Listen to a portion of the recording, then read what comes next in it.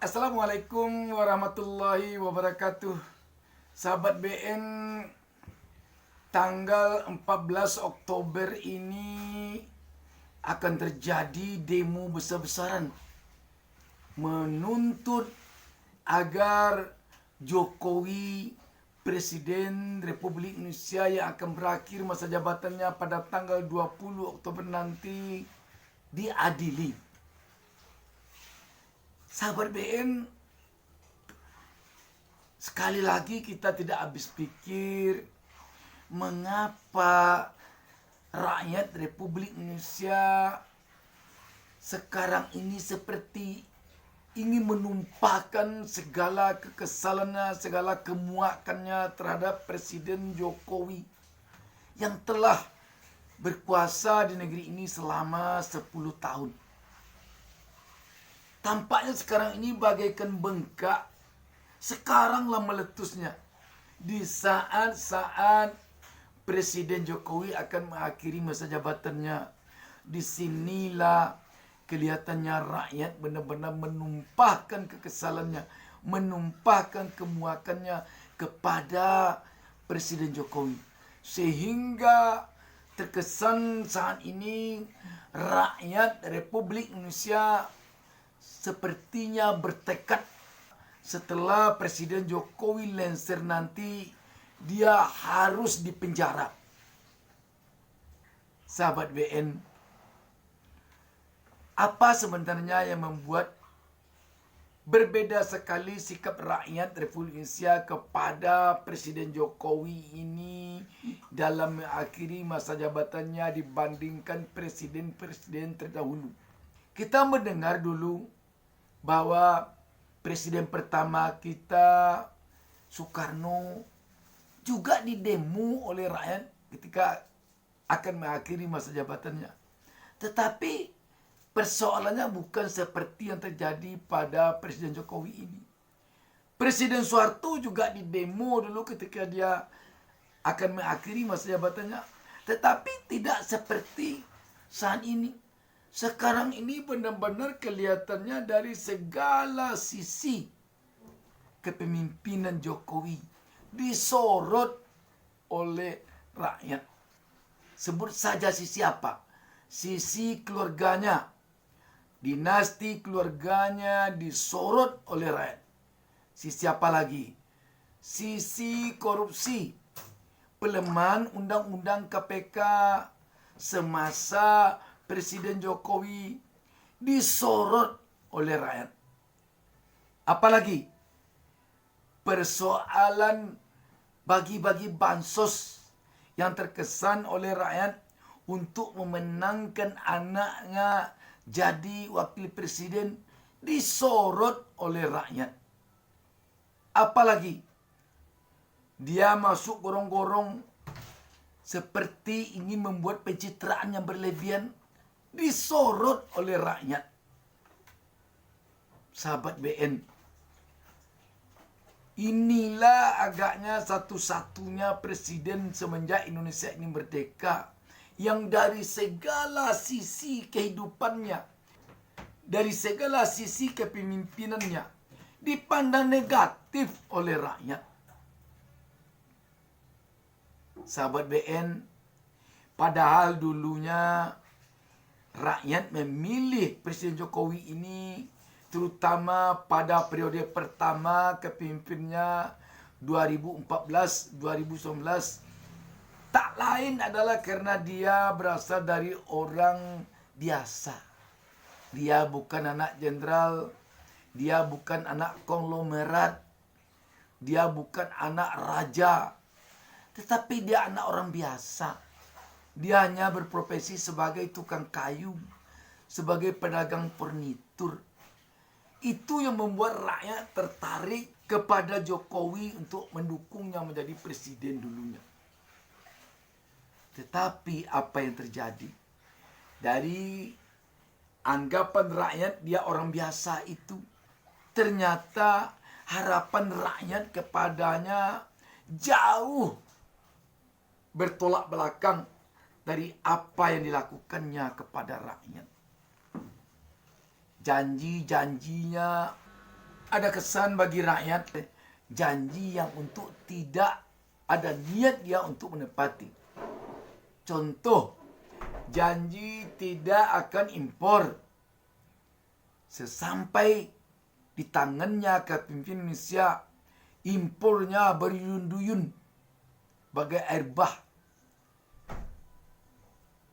Apalagi, janjinya tidak akan menambah utang. Ketika dia memimpinlah utang yang begitu tinggi tambahannya, sehingga utang Indonesia sekarang ini telah menggunung 8.000 triliun lebih. Itu utang yang tampak, yang diketahui oleh rakyat. Konon kabarnya jauh melebihi itu utang negara Indonesia sekarang ini. Malah dia juga menjanjikan akan menyediakan lapangan kerja berapa puluh juta banyak itu. Ternyata ketika dia memimpinlah undang-undang ketenaga kerjaan yang ditolak besar-besaran oleh pekerja, oleh buruh. Karena undang-undang itu tidak pro rakyat, tidak pro buruh, tidak pro pekerja. Dan buktinya PHK menjadi-jadi.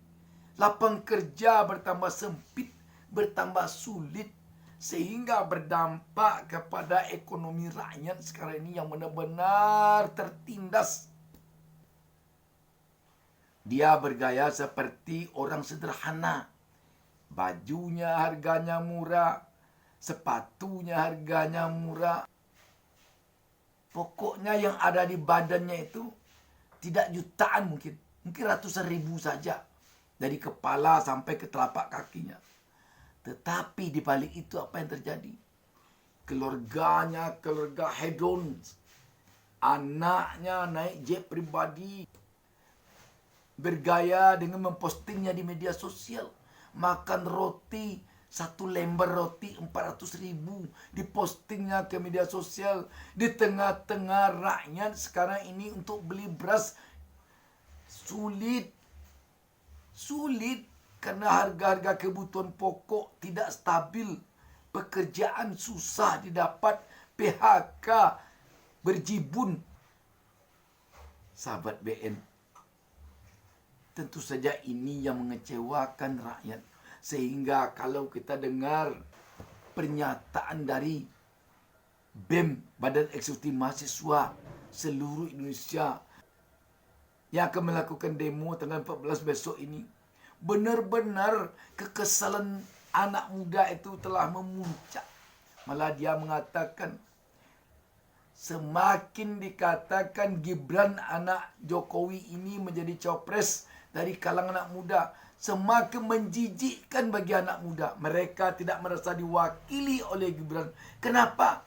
Karena Gibran ini majunya menjadi cawapres karena pamannya yang menggeser peraturan perundang-undangan dari ketentuan untuk syarat minimal usia menjadi cawapres itu 40 tahun. Dirubahnya melalui putusan MK nomor 90. Boleh di bawah 40 tahun. Asalkan dia sudah jadi kepala daerah, wali kota atau bupati. Dia sudah wali kota. Jadi tampaknya oleh rakyat, oleh anak muda ini, oleh Badan Eksekutif Mahasiswa ini, pamannya yang adalah istri adik Jokowi yang menjadi ketua MK dulu itu, Anwar Usman, membuat putusan MK nomor 90 itu semata-matanya untuk Gibran saja. Apakah dia itu namanya mewakili anak muda? Tentu saja tidak. Ini yang membuat kesal Badan Eksekutif Mahasiswa atau kalangan mahasiswa. Di sisa-sisa hari, di sisa-sisa waktu dalam kepemimpinan Presiden Jokowi, kami merasa belum ada, kalau kata anak Gen Z Bang, feel guilty gitu, rasa bersalah. Dari banyaknya produk-produk hukum yang bermasalah, yang jelas-jelas orkestratornya adalah Jokowi beserta kroni-kroni di Senayan. Kawan-kawan kami aktivis, jurnalis, akademisi yang kemudian melakukan perlawanan direpresi. Banyak tanah-tanah rakyat yang kemudian digusur untuk kepentingan proyek-proyek pemerintah yang tidak memerhatikan aspek-aspek humanis dan aspek-aspek lingkungan gitu. 10 tahun ini rasa-rasanya kami dari BMSI sedang merecap bukan lagi 10, 15, 20 dosa Jokowi tapi 1000 dosa Jokowi gitu. Dan yang ketiga, dalam transisi ternyata Bang, kita ingin lepas dalam cengkeraman Jokowi yang kerap kali kalang kabut. Dalam transisi ini melihat apakah ini menjadi bencana, apakah ini menjadi sebuah hal yang akan mengkhawatirkan gitu bagi dia karena telah gugur sebagai presiden. Dengan banyak mengorkestrasi instansi-instansi, mengorkestrasi struktural pemerintahan baru dengan bahasa orangnya Jokowi gitu. Kami mahasiswa sangat terganggu gitu. Ibarat kata kami di BEM dengan kepengurusan 1 tahun, transisi tahun depan. Misalnya saya Presiden BEM Universitas Brawijaya tidak ingin diintervensi oleh Presiden BEM sebelumnya. Karena saya punya visi, misi, serta arah gerak yang kemudian harus teraktualisasi dengan baik tanpa intervensi gitu. Belum lagi bahwa wakil presiden terpilih adalah anak Jokowi yang jelas-jelas kita bias melihat hubungan ayah dan anak lebih dari sekedar hubungan presiden lama dan wakil presiden terpilih. Sehingga berbicara demonstrasi yang akan datang, kami sudah cukup muak setiap demonstrasi Bang. Dibilang ditunggangi, kita dibilang eksklusif dan sebagainya macam, jelas-jelas kita bersatu. Bahkan sekarang di kalangan-kalangan masyarakat yang dulunya mungkin terpolarisasi, oke ada gerakan kiri, ada kemudian gerakan yang punya paham ini dan sebagainya macam. Sekarang berbicara gerakan sipil, asal narasinya sama dan isunya sama bahwa Jokowi dan keluarga harus diadili, kita datang ke sudut-sudut kampus, kita sedang ke sudut-sudut kota untuk berkonsolidasi gitu. Belum lagi pernyataan Faisal Assegaf yang benar-benar mencerminkan kemuakan elemen masyarakat di lapisan manapun terhadap kebijakan-kebijakan yang dilakukan oleh Jokowi selama ini. Ada pesan yang kuat bahwa pada hari Senin mereka akan turun mewakili suara aspirasi rakyat yang merasakan ketidakadilan dan sudah menjadi satu legitimasi moral ketika mahasiswa turun ke jalan, insya Allah pada tanggal 14 Oktober itu sudah pasti itu mewakili jiwa, suara, kehendak rakyat. Jadi sejauh mana bahasa Satrio itu diputar-putar di alam rimba demokrasi, insya Allah satu pesan moral yang kuat bahwa mereka turun ke jalan untuk menumpahkan kemarahan di ujung kekuasaan Jokowi. Hanya saja kalau soal Gibran itu harus tegas juga. Kalau Mulyono itu sumber virus, maka cabang-cabang virus, salah satunya itu Gibran. Nah kalau mau mengantisipasi cabang-cabang virus, maka sudah tepat mahasiswa memilih lawan yang hebat, yaitu sumber utamanya virus ganas Mulyono. Kira-kira seperti itu. Kemudian begini, saya juga kaget tiba-tiba ada di sini mengerucut ini. Karena tanggal 14 Oktober dalam 15 hari terakhir ini hampir lebih dari 370 tokoh terkonsolidasi. Terus melakukan akselerasi konsolidasi untuk pada tanggal 14 Oktober berkumpul dalam jumlah yang banyak di Balai Sudirman Jakarta. Tiba-tiba juga ada muncul ini. Kawan-kawan mahasiswa juga bergerak dari luar kota. Saya dengar kabar sebagian sudah nginap di kampus-kampus Jakarta. Sebagian juga sudah datang di ormas tertentu. Bahkan per tadi sore, saya panggil si Akbar ini, salah satu aktivis mahasiswa yang kita andalkan, untuk memonitoring pergerakan di kampus, untuk melaporkan sudah sejauh mana mahasiswa tanggal 14 Oktober ini turun. Dia mengatakan, Bang ini nggak bisa dibendung. Dan tuntutannya cuma satu, adili Jokowi. Dan tambah lagi muak rakyat ketika sorotan rakyat begitu gencar kepada Jokowi. Dia terima sorotan itu dengan survei-survei yang mengatakan kepuasan rakyat kepada kinerja Jokowi 75%. Ada juga yang malah di atas itu. Tentu tambah muak rakyat jadinya melihat ini. Apakah bisa hasil survei ini membuat rakyat benar-benar merasa puas oleh kinerja Jokowi yang seperti sekarang ini, dengan ekonomi yang seperti sekarang ini, dengan harga-harga yang melambung yang tidak stabil? Tentu saja tidak. Itulah sebabnya sahabat BN, di akhir masa jabatan Jokowi ini rakyat menumpahkan kekesalannya kepada Presiden Jokowi. Belum lagi kalau kita lihat bagaimana dia menyingkirkan lawan-lawan politiknya yang tidak sejalan dengannya. Sebut sajalah upayanya untuk menjegal Anies pada Pilpres 2024 dengan berbagai cara dia jegal. Tambah lagi, kemarin ini juga dilakukan penjagalan terhadap Anies dengan cara memborong partai untuk diberikan kepada Ridwan Kamil supaya Anies tidak maju. Walaupun dalam hal ini tidak langsung Pak Jokowi yang tampil di permukaan, tetapi yang namanya permainan politik tentu rakyat atau publik paham, dan yang namanya permainan politik tidak akan bisa dibuktikan seperti membuktikan hukum. Cara-cara seperti itu tentu saja bagi rakyat sangat memuakkan. Sangat memuakkan. Apa salahnya tokoh-tokoh yang diinginkan rakyat diperbolehkan adu kekuatan di kontestasi politik? Siapa nanti yang dimenangkan oleh rakyat, itulah yang jadi pemimpin. Bukan siapa yang diinginkan oleh Presiden Jokowi. Bukan siapa yang diinginkan oleh penguasa.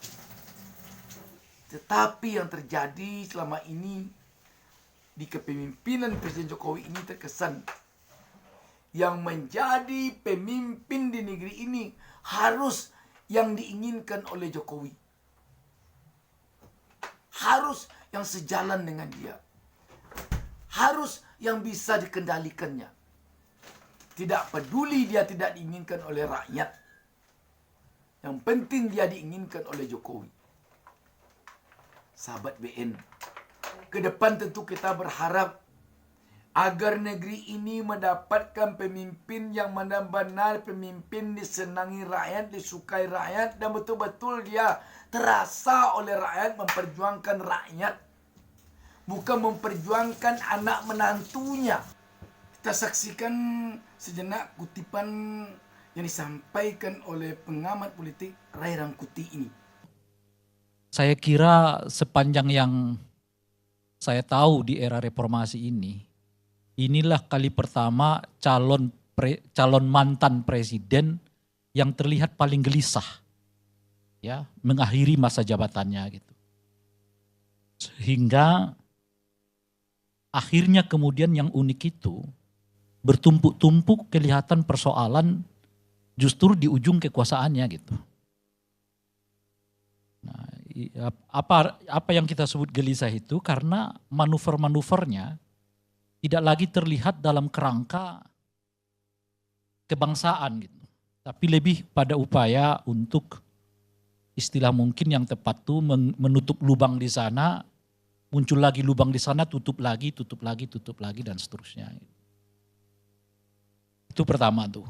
Nah yang kedua, ini juga presiden yang menurut bacaan saya, khususnya di era reformasi ini, yang menjelang lengsernya justru dituntut oleh orang untuk diadili. Habibie tidak, presiden pertama di era reformasi kan. Gus Dur ya dimakzulkan oleh MPR, tapi nggak ada perbincangan untuk dituntut secara hukum. Mega ya jelas kalah melalui pemilu. Pak SBY 2 periode ya meskipun nggak disorakin dengan tingkat keberhasilan seperti yang sekarang ya kita lihat banyak lembaga survei tingkat kepuasan sekian-sekian begitulah ya. Tapi tidak ada keinginan yang begitu luas untuk mengatakan Pak SBY itu perlu diadili gitu. Tidak ada, hampir kita nggak dengar. Gitu. Dan nggak ada juga aksi-aksi seperti yang mau dilakukan tanggal 14 ini menyambut lengsernya Pak SBY padahal 2 periode juga gitu. Saya masih ingat bersama dengan elemen agamawan dari berbagai agama di Indonesia. Saat itu kita sempat melabelkan kepada Pak SBY itu sebagai 9 kebohongan SBY kita sebutkan itu. Tapi ya itu di awal kekuasaannya sehingga saya 2009 gitu. Tapi ya terus sampai 2005 nggak ada di ujungnya tuh. Di ujungnya itu nggak ada tuntutan seperti maraknya sekarang ini gitu.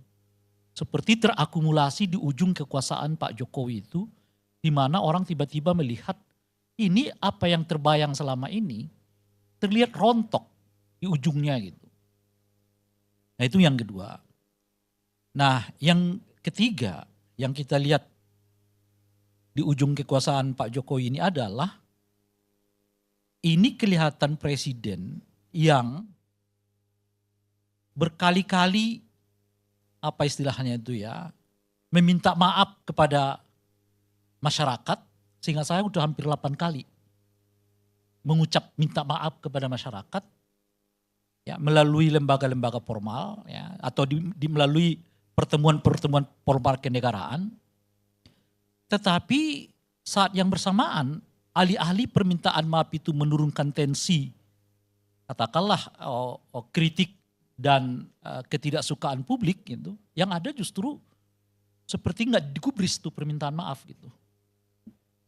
Kenapa nggak digubris? Ya mungkin orang juga melihat bahwa permintaan maaf itu nggak lebih dari sekedar basa-basi untuk menutup apa yang selama ini mungkin secara terang benderang dianggap oleh publik sebagai suatu kekeliruan, ya lalu diperminta maafkan.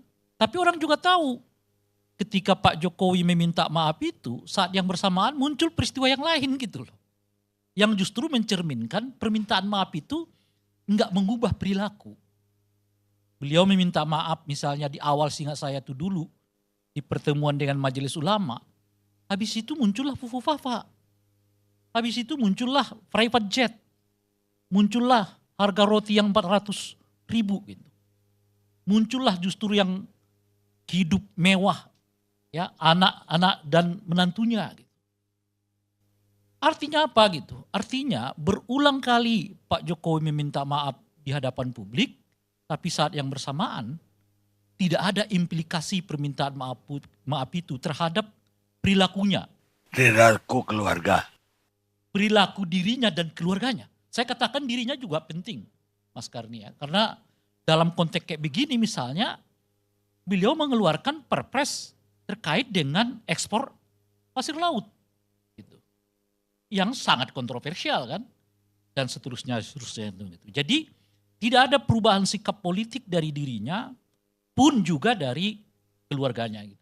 Sahabat BN, sekali lagi tentu kita berharap ke depan pemimpin kita benar-benar pemimpin dari rakyat, oleh rakyat, untuk rakyat. Demikian sahabat BN, wassalamualaikum warahmatullahi wabarakatuh.